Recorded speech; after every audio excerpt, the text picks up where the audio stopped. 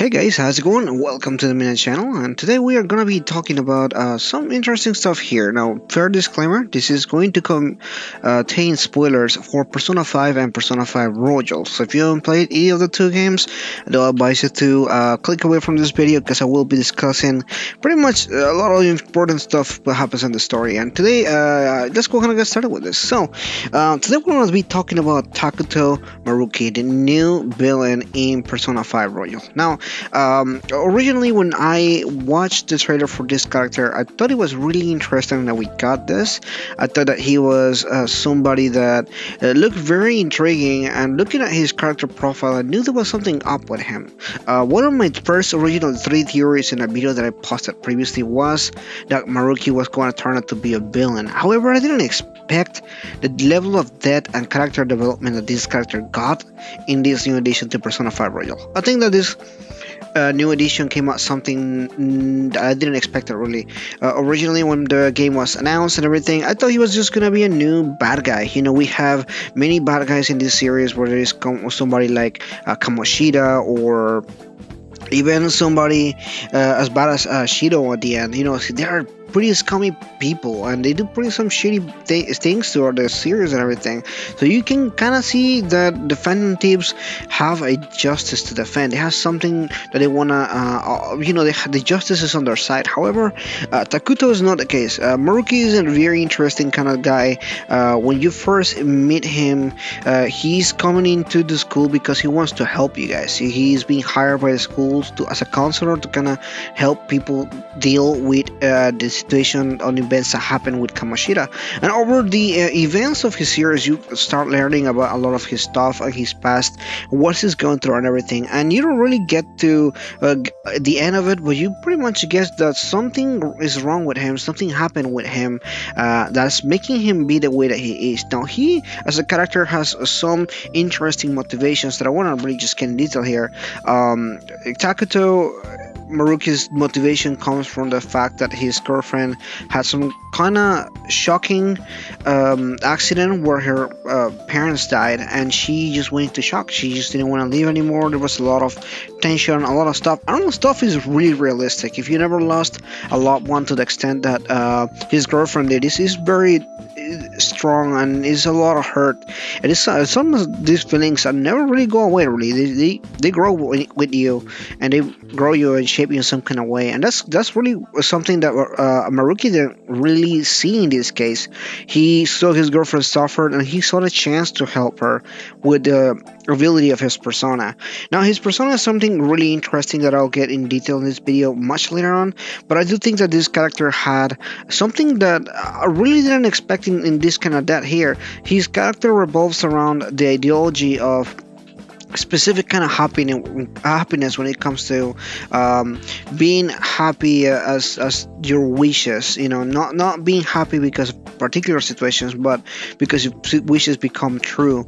I think in a sense that you can see that in the third semester, as we start seeing all these different characters have their most internal desires coming to fruition to achieve this kind of happiness. And honestly, when I got to this part, I was very hesitant as far as like what the justice is in this case. And the justice plays an important role in the story. You're a hero of justice. You're kind of trying to solve this justice of your own, as you've been treated wrongly throughout the entirety of the series. However, when you get into the third semester, you actually don't have that, because it is unjust. People go through injustice all the time, and that makes people unhappy. In this game particularly, you can see the unhappiness throughout the entirety of the series. Haru lost her dad.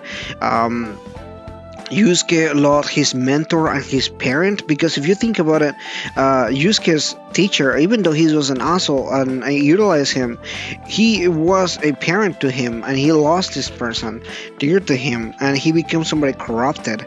We know at the beginning of the series, before the series started, Makoto lost her dad. We know Futaba lost her dad. All these different characters have lost somebody very dear and important to them, and when you see them living their happy life, their moment of happiness, most of them are really not selfish. Even Anne's wish, which is more about Shiho and what she sees and what she hopes for Shiho and everything, you can clearly see that she's selfishly or unselfishly trying to have this happiness for Shiho and everything. And I thought it was so nice. I thought it was a really good wish in that sense. However, happiness doesn't really work like that, obviously, and it is not true happiness because it's not real in a sense. And that one thing that the Phantom Thieves were trying to kind of convey in their message and so on. I think it was really poorly executed in the story. I don't think that there was any base for it, and it doesn't really explain to her why you should root for the not being happy forever. I think, in my own thoughts, is that it's not true happiness because of it's not real. It's a twisted reality. It's not really how things are truly are. It's just a change in your cognition. Really, what Moroki is doing some kind of change in your heart. He's really changing your heart and your perception to see something that is not really there. You can clearly see that in the case of Kasumi, everybody else around them, we know that that Kasumi's name is really Sumire, but everybody else around them knows that she's Sumire except for herself and you, the main character, who has been told that she's Kasumi from the beginning. So everybody else calls her Yokizawa-san, and you, of course, don't know that her name is not Kasumi Yoshizawa, but Sumire Yoshizawa. So he really doesn't change reality, he just changed the perspective of how reality is played out. That's something important to say, because at the end of the day, I do believe that it is not a true reality change. Maybe with the realization of the mementos, maybe you can change reality, but this is never really clear in the story. So on my own interpretation, I do believe that this is not really a change in reality, just a change in cognition, as it's been so far with the Phantom Tips. It's just a different kind of change in cognitions from what we seen so far. That being said, I find here Takuto's character to be somebody with so many layers, so much depth, and I feel like that's something that was really needed for the Persona series. I think that this game really stepped up the game when it comes to this. At the beginning of the game, when you're playing, and throughout the end of the original game, just not, you meet this character and you can see where he's coming from, but you don't really know what he's up to and everything. In fact, he's talking about his way of changing cognition and what he's investigating and everything, but you don't really know the cause of all this. But when you get to know the cause and when you get to see his character and everything, I did find him to be just somebody that he was an excellent villain, so to speak, especially as a contrast as somebody as Shido. It was the perfect balance of pure evil and somebody that is selfless and is willing to use his energy in his persona to make this imaginative world where people just live their happy lives and everything. That's something that I thought it was fascinating and interesting. I feel like the game really didn't give us an out as far as like maybe more information or something like that to maybe root for against him or for him or anything like that.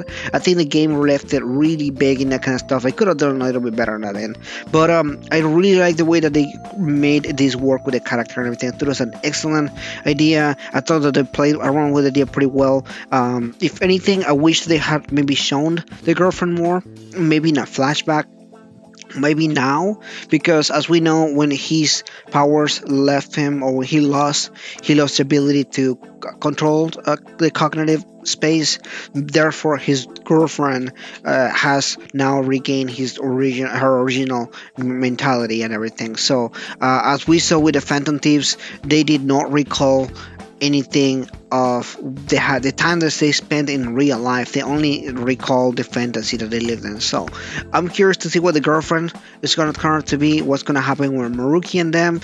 Are we ever going to get resolved in this case? Probably not, but I'm very curious to see what comes out of that.